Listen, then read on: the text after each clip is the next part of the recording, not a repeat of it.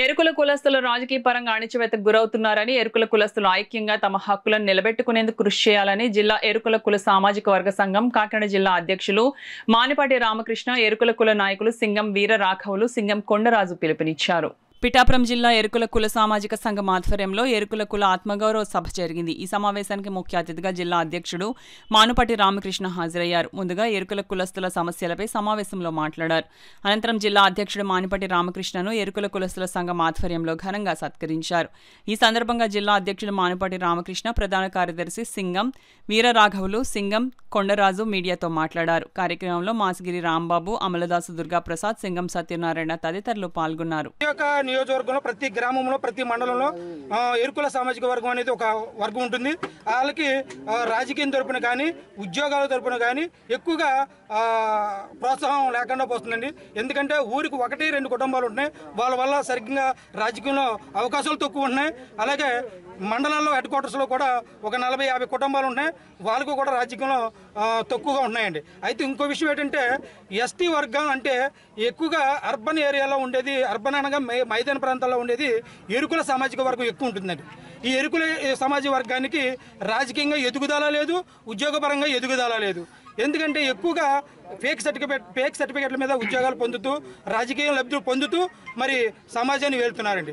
వాళ్ళకి మరి మా గౌరవనీయ అధ్యక్షుల వారి ద్వారా రాబోయే రాజకీయ ఎలక్షన్లో ప్రతి నియోజకవర్గంలో కానీ ప్రతి మండలంలో కానీ ప్రతి గ్రామాల్లో కూడా మాకంటూ ఒక ప్రత్యేక స్థానాన్ని మరి రాజకీయ లబ్ధి పొందేలా చేయాలని నేను ఈ సభాముఖంగా అధ్యక్షుల వారిని మరీ కోరుతున్నామండి. అది రేపు గౌరవనీయుల కలెక్టర్ వారిని కానీ ఆర్డీఓ గారిని కానీ అలాగే మండల తహసీల్దార్ వారు కూడా ఈ యొక్క సమాచారం ఇచ్చి ప్రతి గ్రామాల్లో ప్రతి మండలాల్లో మా యొక్క ఆదివాసీ ఎరుకుల సామాజిక వర్గాన్ని గుర్తించేలాగా మీ మీడియా ద్వారా తెలియజేయవలసిందిగా మరీ కోరుకున్నాం. మరి ఎరుకుల జాతి ప్రజలందరూ వచ్చి ఓట్లు వేసి మానుపాటి రామకృష్ణ జిల్లా ప్రెసిడెంట్గా ఎన్నుకోవడం జరిగింది. అయితే పిఠాపురం గ్రామంలో ఈవేళ సన్మానం ఏర్పాటు చేయడం జరిగింది. అయితే ఇక్కడ నుంచి 21 మండలాల్లో ప్రతి మండలానికి ఒక కమిటీ నెంబర్ని ఏర్పాటు చేసి జిల్లా కమిటీ ప్రతి సమస్య మీద భారీ ఎత్తున పోరాటానికి సిద్ధపడి కమిటీ ఎంత ఐక్యతంగా పోరాడే ఒకే ఎరుకుల కమ్యూనిటీలో అందరూ కూడా ఒక లెటర్ పడితోనే ఒక ఎంఆర్ఓ ఆఫీస్కి వెళ్ళినా లేకపోతే అధికారుల దగ్గరికి వెళ్ళినా ఆ విషయం మీద పోరాటం చేసి ఈ జిల్లా ప్రెసిడెంట్ గారు మానిపాటి రామకృష్ణ గారు విజయం సాధిస్తారని ఈ కార్యక్రమానికి ఏర్పాటు చేసిన పిఠాపురం వాసులందరికీ ధన్యవాదాలు.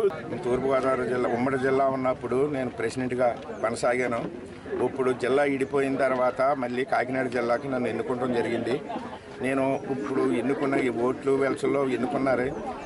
ఏ సమస్య వచ్చినా ఎప్పుడు ఏ టైం అయినా నేను వాళ్ళ పిలిస్తే వెళ్ళటానికి సిద్ధంగా ఉన్నాను. నేను స్వార్థంగా కానీ ఇంకో రకంగా కానీ నేను దేనికి చేయను అని మన సంఘాన్ని నేను చెప్తున్నాను.